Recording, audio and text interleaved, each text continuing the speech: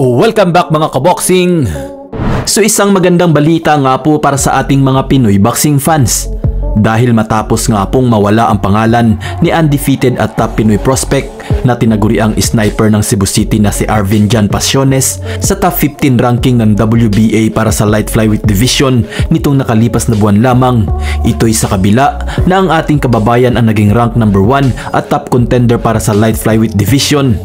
Ay kasama na nga po ang pangalan ng ating pambato sa latest ranking ng WBA sa flyweight division.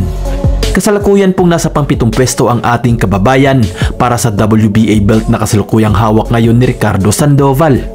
At dahil nga po sa balitang ito ay palapit na nga po ang ating kababayan sa kanyang pangarap na mapalaban sa isang world title fight. At sa edad na 20 anyos, kasalukuyang may perpektong record si Pasiones na 11 wins with 6 knockouts at kasalukuyang may hawak ng WBO Oriental Flyweight Champion belt. Samantala, bagamat isang linggo pa nga lang po mahigit bago ang bigating bakbakan ni The Monster Naoya Inoue kontra former Unified Super Bantamweight Champion Murodjun Akhmadaliev, ay pumutok nga po ang balita na kasado na ang laban ni Naoya Inoue kontra WBC number 1 contender Alan David Picasso. Ang balitang ito mga kaboxing ay kinumpirma nga po mismo ni Salvador Rodriguez ng ESPN.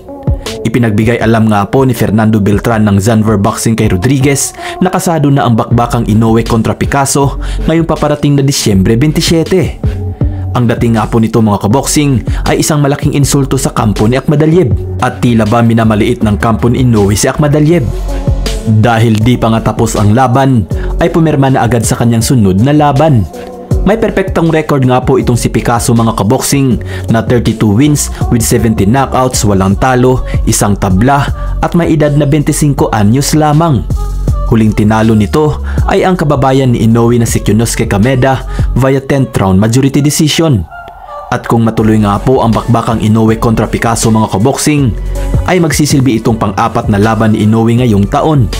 Ito din ang pinakaaktibong taon ni Inoue simula taong 2014. Bagamat lalabas na heavy underdog nga po si Akhmadaliev kontra Naoya Inoue sa susunod na linggo, ay buo nga po ang tiwala at kumpiyansa nito sa kanyang sarili na kaya niyang ipatikim kay Inoue ang pait ng unang pagkatalo. Di daw siya dumayo ng Japan para magpabugbog lang at gumapang sa lona. Gugulatin daw ni Akhmadaliev ang mundo ng boxing sa harap mismo ng mga kababayan ni Inoue.